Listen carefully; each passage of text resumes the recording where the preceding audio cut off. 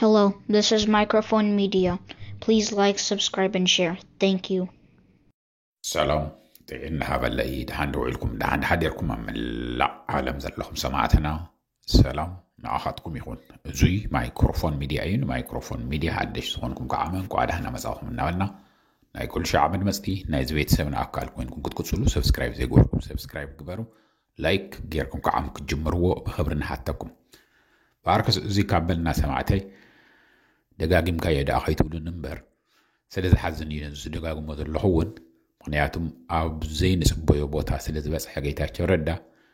ኣብ ዘርኡኹም ይውጽሕ ዘበል እዩ ጌታቸው ረዳ ዓብይ ኣሕመድ እታ ኣብ መጽሓፉ ጽሒፍዋ ዝነበረ ቀደም ቅድሚ ጠቅላይ ሚኒስተር ምዃኑ ሓደ ብዕራይ ሳዕረ እናረኻ እናጫነኻ እናተኸተለካ ይኸይድ ኣፍታ ትደልዮ ቦታ ኣፍታ ገደል ጫፍ ምስ በጽሐ ግን ደፊኻ ገደል ክትእትዎ ትኽእል ኢኻ ኢሉ ነይሩ እዩ كم أجيرم ولو جيتاچو ردا أما سعودية وشتي أتيم ولو تاينا نبل زلنا بتعمى عبي رستو هوا زقبو هذي جيتاچو أتي وزلو مسعودية كوز أولو زي خيل عبي أحمد كوز أولو ناب زي خيل مسعودية أتيوه مسانا صاني خون كل سمعوه كم تسولكم كعامة كله هزبنا نون تخسمعوه فتاون تسأل أن كله نخسمعوه لايك قبروا سمعتي منهم زي تخفلوا الله جزي وقمون زي تود نجاريامو تاينا نبذ لنا سنة دهصانيحكم أبدا حصرت دقيقة وخاتم كنا بلاينا تنولو زلنا بأرجس سمعتي جيت أشوف ردا بزلع على خنات عبي أحمد كم فلي فتاو يجيرو إمانو ما يتمانو أما علتي أنت ناس حدك زي دولو لنيريو أبيتم بوتايخون ني ጌታቸው ረዳ ካፍቶም ኩሎም ሚኒስተራቱ ዝበለጸ ይድውለሉ ነይሩ እዩ ንጌታቸው ረዳ ብዝለዓለ ሁነት ከም ዝኣምኖ ከም ዝፈትዎ ምንም ትቅድም ህዝብ ዝዛረቦ ዝነበረ ጌታቸው ረዳ አልዒሉ ከም ዘይፈልጥ ኢና እንፈልጥ ምንም ነገር ጭራሽ በቃ ንስኻ ምሳይ ኮይንካ ክሰርሕ ትኽእል ኣነ ንስኻን ሓደ ዓይነት ተሓሳስባ ዘለና ትግራይ ቀሪዩ ኢትዮጵያ ቀሪዩ خالي እውን ክልውጥ እንኽእል ኢና እናበለ የዛርቦ ከም ዝነበረ ደለኻዮ ነገር እዚ እንደኽ ግዛእ ክዳውንቲ በቃ ናይ እንታይ ምኽንብለኩም ኢና ኔም ብራንድ ዘለዎም መነጽር ንዓርሱ ብ100 ተሽሓት ዝቁጸር እንታይ ቀረየ እናተኻፈለ ክዕደግ ይዝግበር ነይሩ እዚ ኩለይ መጻወድያ እዩ ካብ ክልላት ብፍላይ ከዓም ካብ ኦሮሚያ ويكعامنا أي أوروما تولد زمرهو خمسين ديسابا ختم هذا مسألة شجر ختم هذا مسألة كالتن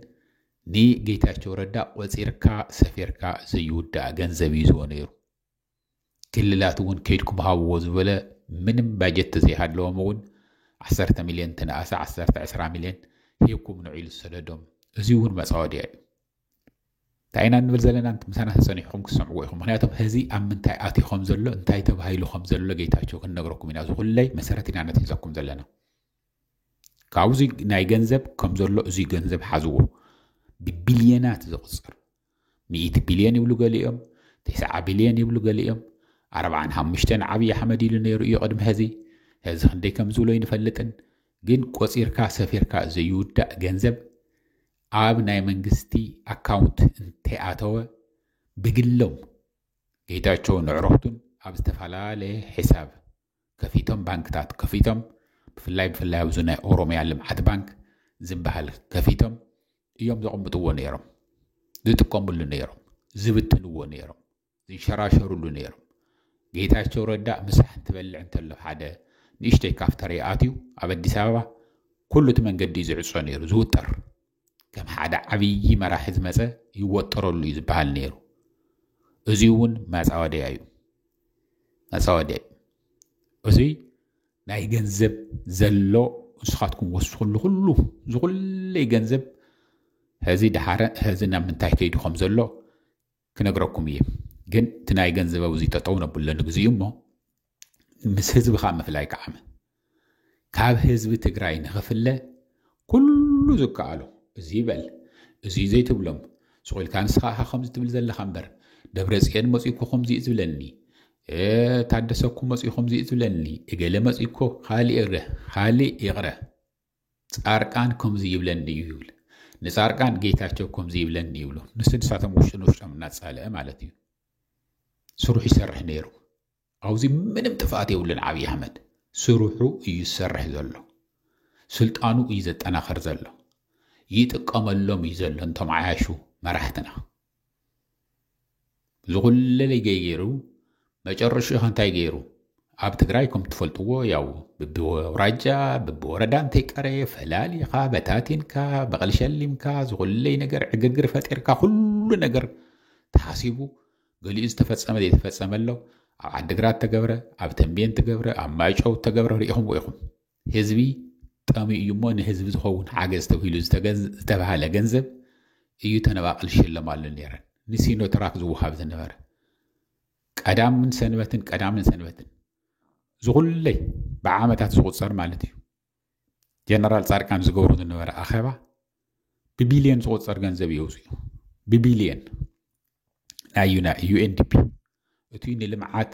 ንህዝቢ ንተመዛበልቲ ክኸውን ዝግብኦ ገንዘብ እዮም ወፅዮምዎ ሓደ ዝኾነ ዝምረቕ ነገር ኣሎ ተባሃሉ ሓደ ዝኾነ ነገር እንሄን ተባሃል ተሎ ቢልዮናት ዝወፅእ እዞም መናእሰይንካ ኣብ ሸገር ከተማ ትብሉ ኣብ አዲስ አበባ ትብሉ ኣብ አዳማ ትብሉ ዝኹለይ ዝወፅእ ገንዘብ ይምዝገብ እዩ ነይሩ ብንመን ብንዓብይ አሕመድ ብንሽመልስ አብዲሳ እንጌታቸው ግን እንኩ ተጠቀምሉ ተዊሎም ተዋሃም ተሎ ከም ስጦታ መሲሉ ትርእዮም ነይሩ ናይ ገንዘብ ህዝቡን አውዝ ተጠውከብሎሞ ካብ ትግራይ ፈልይዎ ኩሉ ጥፍኣት ሰሪሑ ካብ ህዝቡ ነፂሉ ክጠፉ ገይርዎም ጻርቃን ጎራሕዩ አምሊጡ ናይ ጻርቃን ብዙሕ ነገር አለ እዩ ፍቱ ዝቅፅል ቪድዮ ነው ሰልኩም ኢና በጣም ብዙሕ ነገር ጻርቃን ወን ዝውንጀለሉ ማለት እዩ ግን ንሱ ጎራሕዩ አምሊጡ ናብዛኻ ዓባይ ዓዲ ናብ አሜሪካ መፅዩ ጌታቸው ግን ሁሉ ነገር ከምቱ ብዕራይ ሓደ ነገር እናጫናኻ ዝበልኩኹም ኩለንተን ዝደልየን ጌታቸው እናጫነው እናሃቡ እናሸለሙ ጣሎ ዝተባሃለ እዚ ዘይትገብር እናወሉ እናቀድሑ እናቀረፁ ብቪድዮ ዘይተቀረፀ ቪድዮ የለን ምስክር እዮም ዘዳሉ ነይሮም ምስክር ናይ መጨረሻ ሚስማራት ከምንታይ ወቅዒዎ እንተነ ናይ ሬሳ ሳጥን ተናይ መጨረሻ ሚስማር ናብ አዲስ አበባ መፅዩ ጌታቸው ረዳ ንሙሉ ኢትዮጵያውያን በምሓርኛ ናይ ዓለም ለኸ ዲፕሎማት በእንግሊዝኛ ተዛሪቡ እዚ ከንታይ ገይርዎ ካብ ህዝቡ ከም ዘሎ አቋሪፅዎ እዚ እውን ሓደ ዓብይ መጻወድያ እዩ ንትግራይ ዘይሃድመሉ ሃዲሙ ኸይዶ እኹ ዘይተርፈሉ ኣብ አዲስ አበባ ክነብረሉ ዘይኽእል ኣብ ኢትዮጵያ ክነብረሉ ዘይኽእል ኣብ ዓለም እንተኸደውን ኩሉ ተገበኑ ሪካርድ ተገይሩ እዩ ጌታቸው ረዳ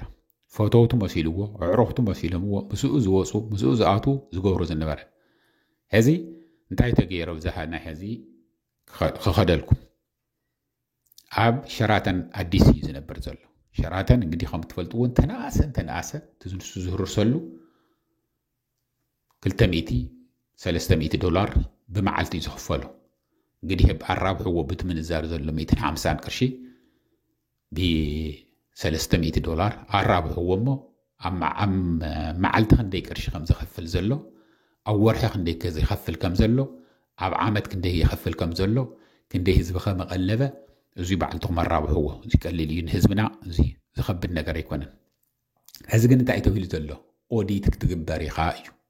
ኩለንተን ገንዘብ ተዋሃዋኻ ኩለን ይረአኹም ካብዚ የድሕንኩም ዘበልኩኹም ንዝበልኩኹም እዚ ኩለንተን ገንዘብ ዝተዋሃዋ ተመዝጊበን እየን ኣብ መውዓል እንደውዒልካ እየን ንህዝቢ ትግራይ ኢልና ዝሃብናካ ኣበይ ውዒልካ እየን ይረአኹም ወዝኹለይ ንዚ ምባል እንታይ ምድጋመ የድል ንስኻትኩም ትፈልጥዎ ኢኹም ንምንታይ ከም ዘውዓለ ጌታቸው ኣበይ ኣሎ ተባሂሉ ኦዲት ክትግበር ኢኻ ክትወፅእ ትኽእልን ካብ ዓዲ ተባሂሉ ተኣጊድሉ ዝኒሆ ብዙ እዩ ሕዚ ጌታቸው ረዳ ካብ ህዝቡ እውን ተነፂሉ እዩ ብጣዕሚ ኣብ ቆፂርካ ሰፊርካ ዘይውዳእ ገንዘብ እውን ኣጥፊኡ እዩ ወፂኡ ክኸደሉ ዝኽእል ነገር የለን ሓለውቱ እውን ተላዒሎም ካብ ህዝቡ ተፈልዩ ብሕሳብ ዘጥፍኦ ገንዘብ ተሓታቱ ገይረምዎ መጨረሻ እቶም ዝሕልውዎ ዝነበሩ ብዓጀብ ብሎክ እንተይቀረ ሓደ መንገዲ ዓፂኻ ቁርሲ ይበልዕ ኣሎ ሓደ መንገዲ ዓፂኻ ሓንቲት ቮድካ ተኸፊታላ እሞ ትወዳእ ተባሂሉ ዝስናሕ ዝነበረ ሕዚ ግን ምንም ነገር የለን ክልተ ብርሑቕ ኮይኖም ናትካ እዮም ተባሂሎም ዘለውሉ ብጣዕሚ ደንጊጹ ኢሎምዎ ብዙ ብጣዕሚ ድንገት እዩ እንተይተነገሮ ገለ እንተይተባሃለ ካብ ብዙሓት ቁፅሪ ዘለዎ ዓጀብቱ تعجب እኮ የዝኸይድ ኣነ እንታይ መሲል እኮ ኣይገለመለና ለም ኣብ ርእዮት ሚድያ እናተዛረበ ነይሩ ሸዓ ምሸት እንትምለስ እንተሎ ክልተ ጥራሕ ከም ክልተ እውን ዘይረብሑ እዩ ተገይሩ ዘሎ ከምዚ ዝመሰለ ተገይሩ ይፈልጥ ናብ ኢትዮጵያ ዝገርመኩም ዋላ እንተባረሮም እንተሎ ምስ ኣባረሮም እዩ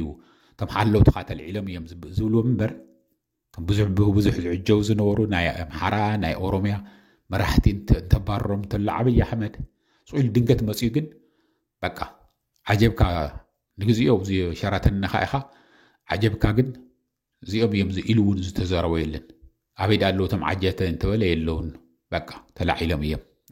نحن طرحين أننا كل زي ربعه هزجيتاشو عبد العلج عنكي هادي مخمل طول زي خل زي هاد ملو بوتا زي بلو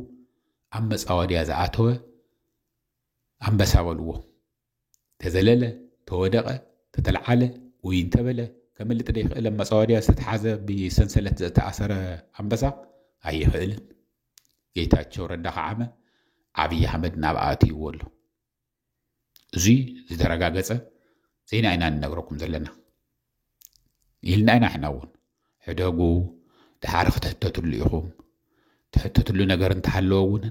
كم تنايك أنم هزي هزبنا يقرب لنا يلكم تخلوه هزبي يلن تفعات كبيديو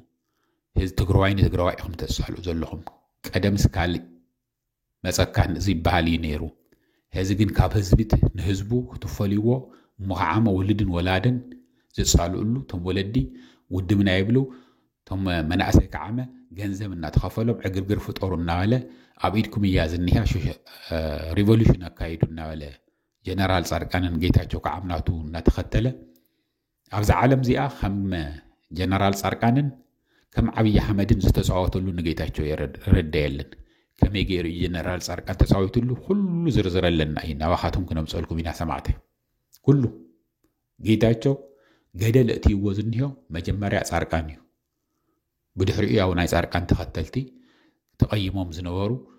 ብዙሓት ከም ጻርቃን ዓይነት ወጽዮም ዝነበሩ ንሳቶም እውን ኣዮኻዮ ኃይሎም ፈላጢኻ ምሁሪኻት ያቶም ምንም ነገር ይፈልጡን ክዛረቡ ይኽእሉን ገለመል እናወሉ ዘየለ ነገር ተዛሪቦም ኣብ ዝብጽሖም ወዝነው ጸላእት ኮይኖም ወዝነው ቶም ዝለዓሉ ክልቲኦም እዮም መጀመርያ ብውሽጢ ኮይኑ ጻርቃን بدري خامة أبي أحمد هذي نفتا مصوري أتيو له جينا برافو أبي أحمد منك سروحي ياسر هذا له أبي أحمد حنت تفقتي ولا أبزي أحد تزوق صونا قريب لين أبي أحمد سروحي يسر عشان تقولك ما خير مقا حزب خاوين نابله كل زخ قالوا حدق نابله خهني يلا إمام يلا نالمنا حدقوا سلام كوينكم نور انتم بحال تلو بنال كان عندك አዲስ አበባ እዚህ አሸና አዲስ አበባ እዩ ደህንነት ይከሎ ዝኽእልና አልካ ተኸይት ኮይንካ እዚው እንትንሰካ እዩ መከራው እምቢካለ ግን መከራይ ምከረው ይብሎ መሓራ ተመኽሮ ዶ ብትይልኳ ባዕሉ afta መጨረሻ ዝረኸባ መከሩኡ ባዕላህ ተመኽሮ እያ እዙይ እናወልኩም ባርከ ሰማዕተይ ነህዚ ውዚ አለና ሻዕጥ ቅጽል ጊዜ ሰላም ደሃኑ ዓል ደሃን ሕደሩ ቻው